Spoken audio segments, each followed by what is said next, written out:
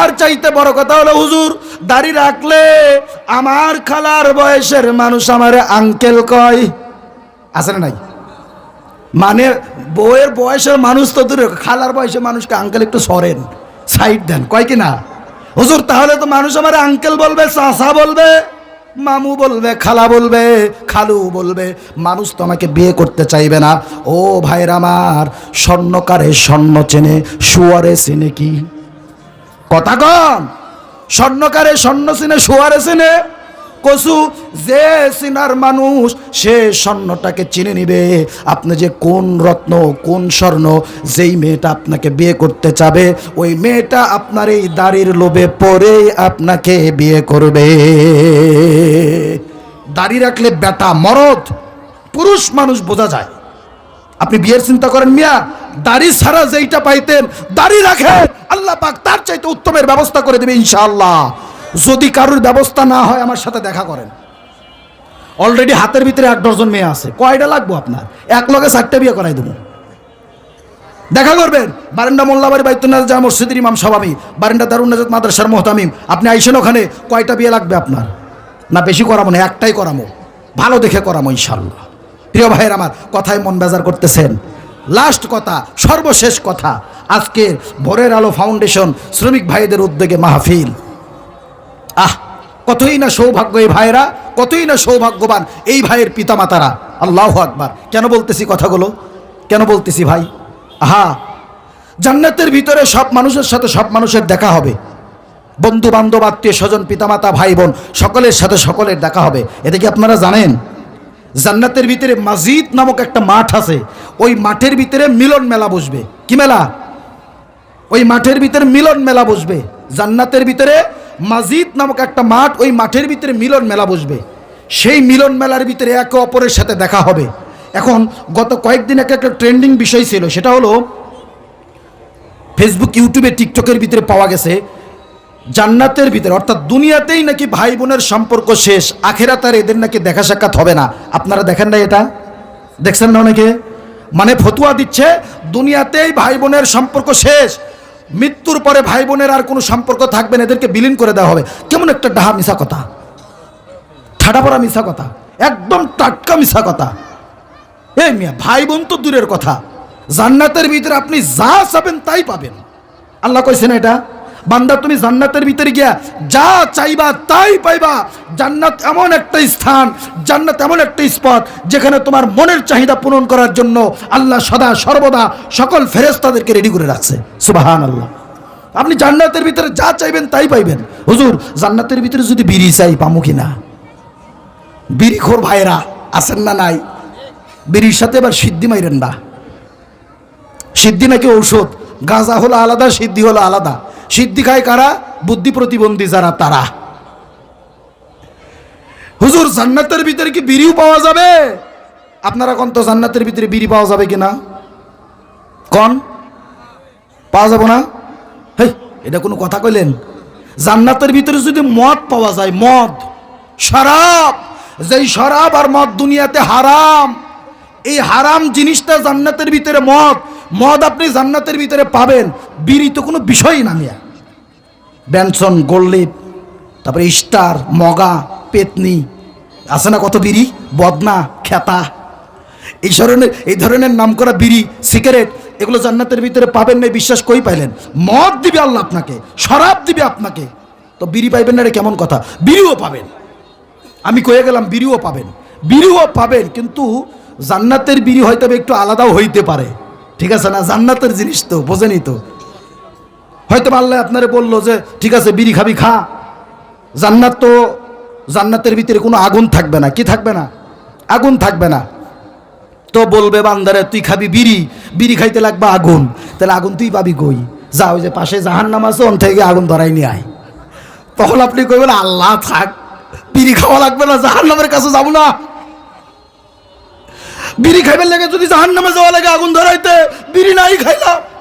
কথা কন ঠিক কিনা?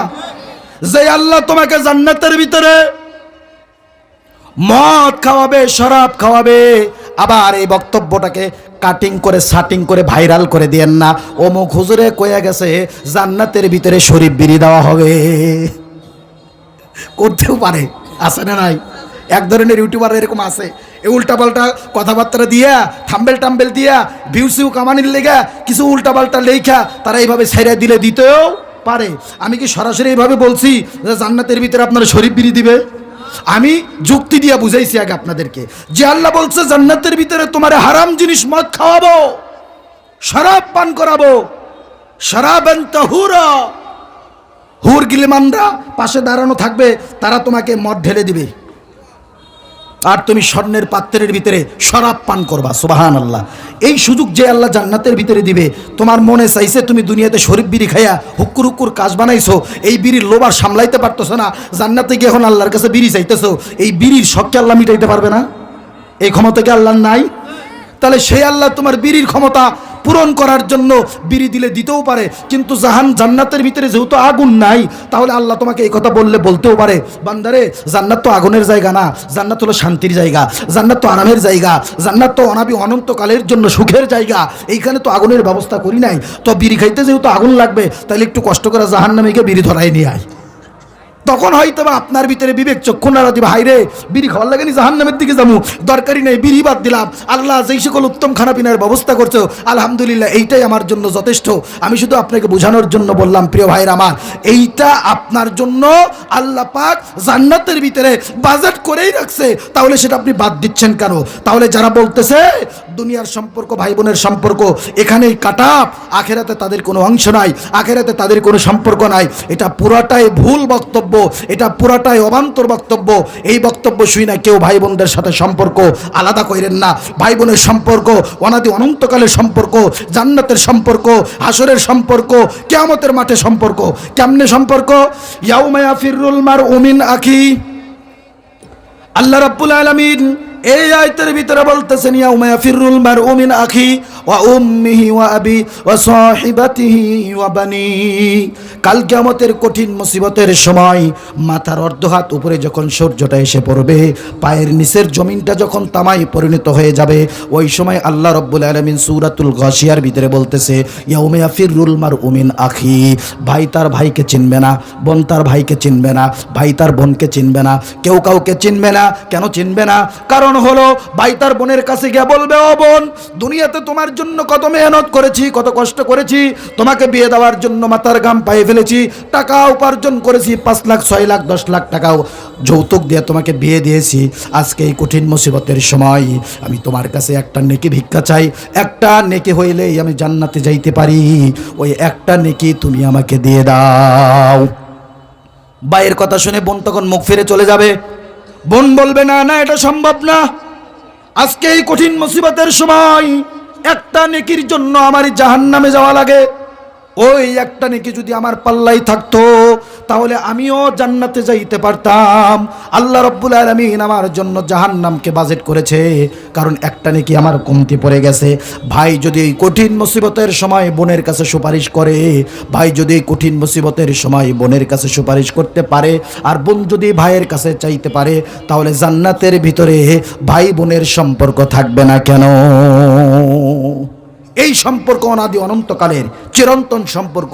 ভাই তার বোনকে চিনবে, বোন তার ভাইকে চিনবে। প্রিয় ভাইয়ের আমার, এই যে এতক্ষণ কথাবার্তা বললাম, আমি আগেই আপনাদেরকে বলছি গোছালো কথাবার্তা বলতে পারবো না, কারণ সময় সংক্ষেপ। কিন্তু সময় সংক্ষেপ কইতে কইতে মোটামুটি ভালোই সময় আমাকে দিয়ে দিছে। কিন্তু প্রিয় ভাইয়ের আমার, ওই দিক থেকে আমার বারবার কল আসতেছে, আলোচনা আরেক জায়গায় আছে, আমার সেখানে যাইতে হবে।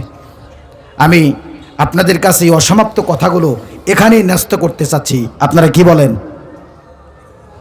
মন থেকে দোয়া করা যাবে তোমার জন্য নাকি? কথা বলে কি খুব কষ্ট দিয়ে ফেলছি আপনাদেরকে? কষ্ট নিয়েন না প্রিয় ভাই আমার, আপনাদের পায়ে আমার হাত, আমি আপনাদের কাছে ক্ষমা চাই, মাপ চাই। আমি কাউকে কষ্ট দেওয়ার জন্য কথা বলি নাই, বাস্তবতাটা তুলে ধরার চেষ্টা করছি। এই কথাগুলো আমার বাপদাদার কথা না, আমার মন গড়া কথা না, আল্লাহ প্রদত্ত কথাবার্তা। আল্লাহ পাক আমার মুখ দিয়ে আপনাদের জন্য বের করেছে। এই শক্ত কথা, কটু কথার ভিতর দিয়ে যদি কারো হেদায়েত হয়, এই একটা মানুষের হেদায়েতই আজকের মাহফিল সফল হওয়ার জন্য যথেষ্ট। রাগ করছেন? এই যে দাড়ি পাকাওয়ালা মুরব্বীরা আছে, ভাই দাদা, আপনারা যদি আল্লাহর কাছে আমার নামে বদদোয়া করেন, আমার কিন্তু উপায় থাকবে না। বদদোয়া করেন না বাবাজিরা, আপনাদের কাউকে কষ্ট দেওয়ার জন্য বলি নাই, আমাদের হেদায়েতের জন্য বলছি। যুবক ভাইরা, আপনারা আমার কলিজার টুকরা, আমি আপনাদের ভাই, ইমানি ভাই, মুসলিম ভাই, আল মুসলিম আখুল মুসলিম। তাই আপনাদের কাছে করজোরে আবদার, যা কিছু বললাম শুনলাম, এখান থেকে যা আমলীয় তা আমল করার চেষ্টা করব, যা কিছু বর্জনীয় তা বর্জন করার চেষ্টা করব। পারবো তো ইনশাল্লাহ?